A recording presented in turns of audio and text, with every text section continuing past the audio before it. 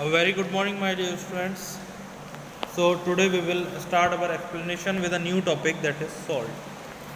So yesterday we have done the neutralization reaction. Neutralization reaction में what was happening when the acid and base was reacting with each other and the product formed were salt and water. जब acid और base की reaction हो रही थी तो क्या बन रहा था, सॉल्ट और वाटर हमारा प्रोडक्ट बन रहा था। तो हम क्या क्या पढ़ चुके हैं अभी तक इस चैप्टर में? एसिड्स पढ़ चुके हैं, प्रॉपर्टीज़ ऑफ एसिड्स पढ़ चुके हैं, बेसिस पढ़ चुके हैं, प्रॉपर्टीज़ ऑफ बेसिस पढ़ चुके हैं, इंडिकेटर्स के बारे में पढ़ चुके हैं और न्यूट्रलाइजेशन रिएक्शंस में को पढ़ चुके हैं। तो न्यूट्रलाइजेशन रिएक्शन में जो प्रोडक्ट है सॉल्ट, हम उसके बारे में पढ़ेंगे। Today is the last day of explanation. From the next turn we will start the written work of this chapter. See, salts are the compounds that are formed by the reaction of an acid with a base. Salts वो compound हैं जो किससे बन रहे हैं? Acid और base की reaction से बन रहे हैं. They are crystalline compounds and are soluble in water. Crystalline compound होते हैं और वाटर में soluble. क्रिस्टलाइन मतलब क्रिस्टल्स की फॉर्म में. Crystal is a shape. तो क्रिस्टलाइन की बात कर रहे थे. क्रिस्टलाइन फॉर्म वो होती है, जैसे आपने घर में सभी ने चीनी देखी होगी, ठीक है, तो ये क्रिस्टल की फॉर्म होती है. देखिए पहले के टाइम में जो सॉल्ट आता था वो क्रिस्टल्स के फॉर्म में ही आता था, जो आप पता कर सकते हैं अपने पेरेंट्स से. अब जो सॉल्ट आता है हमारे घरों में वो पाउडर्ड फॉर्म में आता है, मगर जो ओरिजिनल सॉल्ट था वो क्रिस्टल्स की फॉर्म में ही होता था. तो स्टार्ट करते हैं. देखिए, salts are the compounds that are formed by the reaction of an acid with a base. They are crystalline compounds and are soluble in water. Crystalline compound है जो कि किसमें? वाटर में soluble हैं. Their solutions are good conductors of electricity.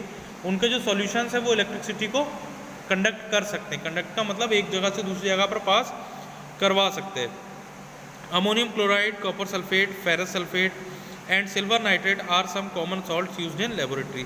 Here some examples are given to you. Table 6.6 shows some salts, their chemical formula and common names are. देखिए कौन कौन से? सोडियम क्लोराइड जैसे कि NaCl, sodium carbonate Na2CO3, sodium bicarbonate NaHCO3. इसका देखिए commercial नाम भी लिखा हुआ है. वॉशिंग पाउडर जो हम घरों में यूज़ करते हैं उसमें कौन सा? सोडियम कार्बोनेट सॉल्ट होता है, ठीक है. Baking powder NaHCO3, barium sulphate BaSO4, copper sulphate CuSO4 और सबसे लास्ट में potassium, aluminium potassium sulphate K2SO4.Al2SO4 का होल थ्राइस .24H2O. इसको पोटेस एलम भी कहते हैं और घरों में इसको हम लोग फिटकरी के नाम से भी जानते हैं. फिटकरी का नाम सभी ने सुन रखा होगा, इसी को हम पोटेस एलम कहते हैं. Now what are the uses of salts?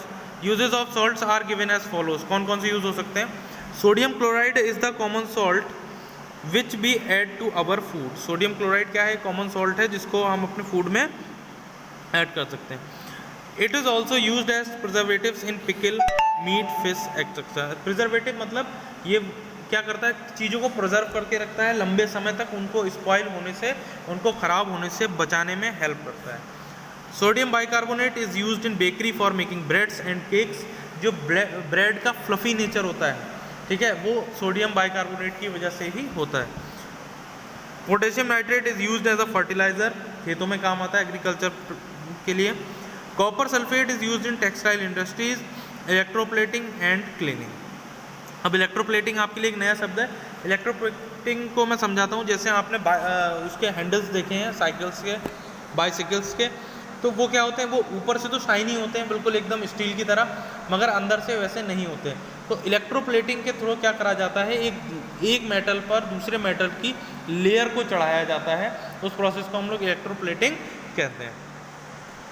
Next, neutralization reaction in everyday life. हमारे लाइफ में न्यूट्रलाइजेशन रिएक्शन कहाँ कहाँ पर रोल होता है इसका? In the treatment of soil. इसको मैं आपको ऐसे एक्सप्लेन करता हूँ. ट्रीटमेंट ऑफ सॉइल का मतलब कहीं कहीं पर सॉइल में एसिडिटी ज़्यादा बढ़ जाती है, तो उस केस में हम लोग क्या करते हैं? बेसिक सब्सटेंस का यूज़ करते हैं वहाँ पर जो सॉइल है उसकी एसिडिटी को कम करने के लिए. तो यहाँ पर एग्रीकल्चर में इसका यूज़ होता है.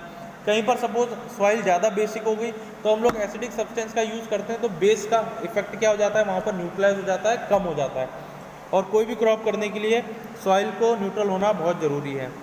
In the treatment of tooth decay मतलब हमारे दांत जो होते हैं, अगर इनका pH 5.5 से कम होता है, ठीक है, अगर इनका pH 5.5 से कम हो जाता है तो टूथ डिके होने लगता है, दांतों में सड़न होने लगती है। इसीलिए हम रेगुलरली क्या करते हैं, पेस्ट करते रहते हैं।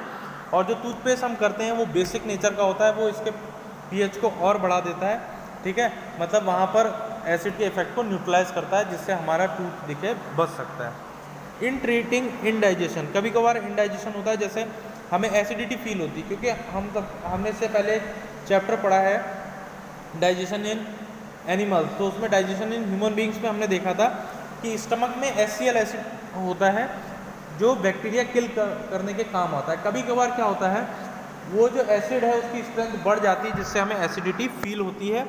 उस केस में हम लोग जो टैबलेट लेते हैं वो बनी होती है मिल्क ऑफ मैग्नीशिया, वो बेस होता है। बेस जब हमारे स्टमक में जाता है तो जो एक्सेस अमाउंट में एसिड प्रेजेंट है उसके इफेक्ट को वो न्यूट्रलाइज कर देता है और हमें रिलीफ फील होता है। In the treatment in treating sting and of ant bee, जो कभी कभार कीड़े या मधुमक्खी या चींटी हमें काट लेती है तो हम लोग बेस का यूज़ करते हैं, क्योंकि उसके जो स्टिंग है, उसका जो डंक है, उसमें फॉर्मिक एसिड प्रेजेंट होता है। तो उस फॉर्मिक एसिड जब हमारी बॉडी में वो इंजेक्ट कर देती है तो हमें जलन या पेन हमें महसूस होता है। उसके इफेक्ट को कम करने के लिए हम वहाँ पर किसी बेस का यूज़ करते हैं। In treating a wasp sting, the sting of a wasp is basic in nature, the pain cause due to wasp sting can be neutralize by rubbing vinegar.